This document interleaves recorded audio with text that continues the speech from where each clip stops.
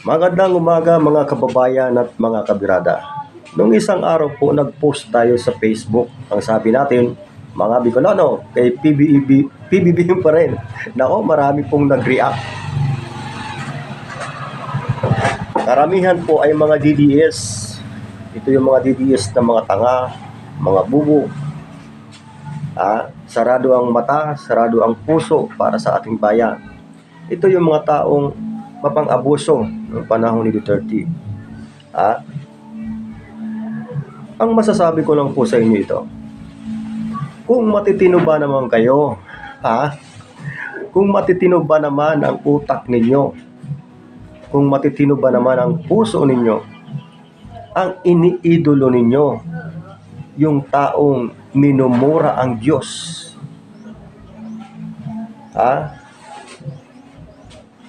my goodness, anong klaseng utak mayroon ka?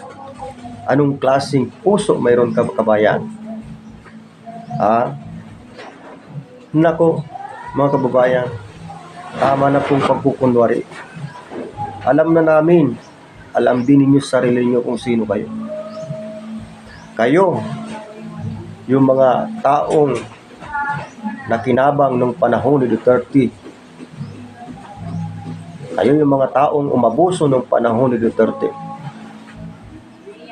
Kayo yung mga taong mga totoong adik at pusher na hindi napatay nung panahon ni Duterte, noong peaking war on drugs. Alam niyo kung bakit hindi sila napatay, mga kababayan? Dahil malakas sila sa otoridad at malakas sila sa administrasyon.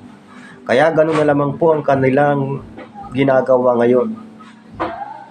Kung gaano nila ipinaglalaban ang pamilya Duterte, hindi na po prinsipyo ang pinaglalaban nila, kundi nagbabayad po sila ng utang na loob. Dahil kahit po sila ay mga puser, mga adik, at mga mapang-abusong mga nilalang, hindi po sila napatay. Kaya ganun na lamang ang kanilang ginagawa ngayon, ay nagbabayad sila ng utang na loob.